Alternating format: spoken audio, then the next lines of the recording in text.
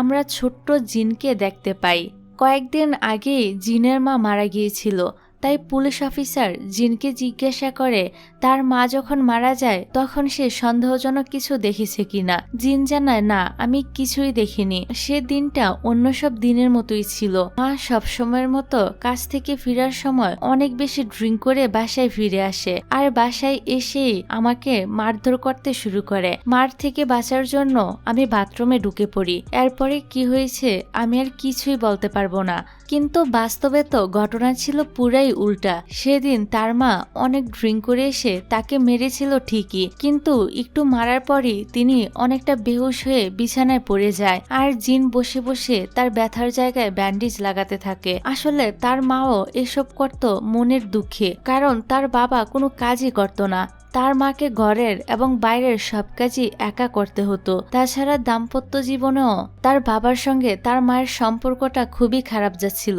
একটু পরই জিনের বাবাও বাড়ি ফিরে আসে। জিন তার বাবাকে বলে, মা আজকাল আমার গায়ে অনেক বেশি হাত তোলে, তুমি কি মাকে কিছু বলতে পারো না? বাবা বলে, আমিও তোমার মায়ের ওপর খুবই অতিষ্ঠ হয়ে গেছি, তার কাছে তো আমি ডিভোর্সও চাচ্ছি, কিন্তু দিচ্ছে না। এসব কথা বলতে বলতে জিনের বাবা তার মায়ের পা ধরে টানতে টানতে হেসড়ে বাইরে নিয়ে যেতে থাকে। সেদিন আবার অনেক বৃষ্টি হচ্ছিল, যার কারণে সিঁড়িগুলো খুবই পিচ্ছিল ছিল। এই সুযোগে জিনের বাবা করে কি তার মাকে উপর থেকে ঠেলে ফেলে দেয়, যাতে করে সবাই মনে করে তার মা মাতাল অবস্থায় পা পিছলে পড়ে গিয়ে মারা গিয়েছে। মায়ের পড়ে যাওয়ার শব্দ শুনে জিন বাইরে আসে আর বাবাকে জিজ্ঞাসা করে, তুমি কি মাকে ফেলে দিয়েছ? বাবা বলে, হ্যাঁ ফেলেছি। আমি জানি আমি যেমন তোর মায়ের ওপর অতিষ্ঠ, তুই নিজেও তার উপর আমার থেকে বেশি অতিষ্ঠ, তাই এখন থেকে আমি যেমনটা বলবো তুই ঠিক তেমনটাই করবি। চিন্তা করিস না, কিছুদিন পরে আমি তোর জন্য নতুন একটা মা নিয়ে আসবো, যে কিনা অনেক ধনী, আর সে তোকে এসে এভাবে মারবে না। এ বলে তার বাবা সেখান থেকে চলে যায়, আর জিন তার মায়ের কাছে চলে আসে। দেখা যায় তার মা তখনও বেঁচেই ছিল। তিনি জিনের কাছে সাহায্যও চায়, কিন্তু জিন তার মাকে কোনো সাহায্য না করে এখান থেকে চলে যেতে চায়। ঠিক তখনই তার মা সাহায্যের জন্য আবারও তার পা ধরে, কিন্তু জিন তার মার হাতটা সরিয়ে সেখান থেকে চলে যায়। যা দেখে আমরা বুঝতে পারি জিন কতটা নিষ্ঠুর আর পাষাণ মনের মেয়ে। নিজের মাকে এভাবে মরার মধ্যে ফেলে রেখে সে চলে যায়। যাক, এভাবে অনেকগুলো বছর কেটে যায়।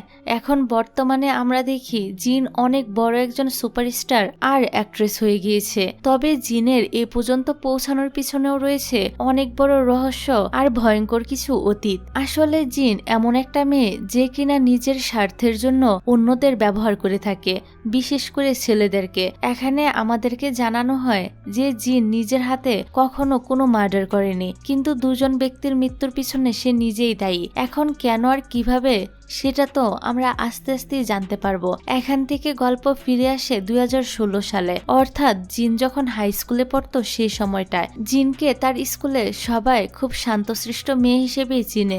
একদিন জিন তার ক্লাসে বসে চুপচাপ পড়ছিল। জিন ছাড়া বাকি সব স্টুডেন্টরা তাদের এক টিচার যার নাম কোয়া তার জন্মদিন উদযাপন নিয়ে অনেক বেশি আনন্দ করছিল। তখনই দেখা যায় মিস কোয়ার ফিয়োন্সে গাড়ি থেকে নেমে ক্লাসের দিকে আসছিল। আসলে মিস কোয়ার কিছু ছবি স্কুলের অফিসিয়াল ওয়েবসাইটে কেউ একজন নিজের পরিচয় লুকিয়ে সেগুলো ভাইরাল করে দিয়েছে, যেটা দেখার পর পুরো স্কুলে তো হট্টগোল লেগে যায়। আর ঠিক এই জন্যই তার ফিয়োন্সে এসে পুরো ক্লাসের সামনে সেই ছবিগুলো দেখিয়ে সবার সামনে তাকে অনেক অপমান করে সম্পর্কটা ভেঙে দিয়ে চলে যায়। এই ছবিগুলোতে দেখা যায় মিস কুয়া কোনো একটা অপরিচিত লোকের সঙ্গে অন্তরঙ্গ মুহূর্ত কাটাচ্ছে, যদিও সে ছবির মধ্যে থাকা ওই লোকটার চেহারা দেখা যায় না, শুধু মিস কুয়ার চেহারাই দেখা যাচ্ছিল। ফলে মিস কুয়াকে স্কুল থেকে বের করে দেওয়া হয়। মিস কুয়া যখন প্রিন্সিপালের রুম থেকে বেরিয়ে বাড়ির দিকে যাচ্ছিল, তখনই তিনি হুচটকে পড়ে যেতে গেলে জিন এসে ওনাকে ধরে নেয়। এখানে জিনের কথা থেকে আমরা জানতে পারি এই সব কিছুর পিছনে আসলে তারই হাত রয়েছে। মিস কুয়া কিছুদিন আগে জিনকে তার মা নেই বলে অনেকগুলো কটু কথা শুনিয়েছিল, আর তাকে বেশ অপমানও করেছিল, যেটার প্রতিশোধ জিন এভাবে নিয়েছে। কি ডেঞ্জারাস মেয়ে, বুঝতে পারছেন? এখানে মিস কুয়া যখন সেখান থেকে বের হয়, তখনই সেখানে এন্ট্রি হয় সিমি নামের এই মেয়েটির। সিমি ছিল জিনের পরবর্তী টার্গেট। সিমি আর জিন একই ক্লাসে পড়ে। সিমি সবসময় প্রথম হয়ে আসছিল, কিন্তু হঠাৎ আজকে গিয়ে সে দেখতে পায় এই প্রথমবারের মতো সে দ্বিতীয় হয়েছে। তার প্রথম স্থান দখল করেছে জিন। এতে সিমি অনেকটা রেগে যায় আর টিচারের কাছে এর কারণ জানতে চাইলে টিচার তাকে জানায়, তুমি তো সবকিছুতেই ভালো নাম্বার পেয়েছো, কিন্তু আর্টে অনেক কম নাম্বার পেয়েছো।